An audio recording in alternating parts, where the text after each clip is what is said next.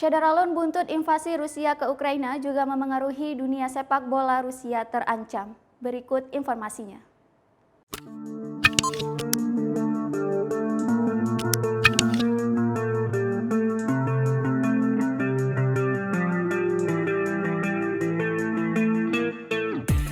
Syederalun buntut dari invasi Rusia ke Ukraina juga membuat dunia sepak bola Rusia terancam, di mana FIFA dan juga UEFA memberikan hukuman yang lebih tegas kepada Rusia.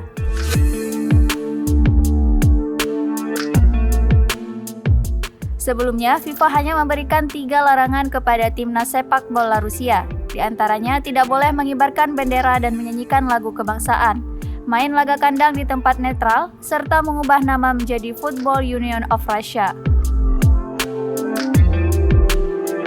Hingga akhirnya FIFA memberikan hukuman tegas dengan melarang klub dan tim nasional Rusia bersaing di laga internasional. Larangan itu berlaku di semua kompetisi internasional termasuk play-off Piala Dunia Rusia 2022.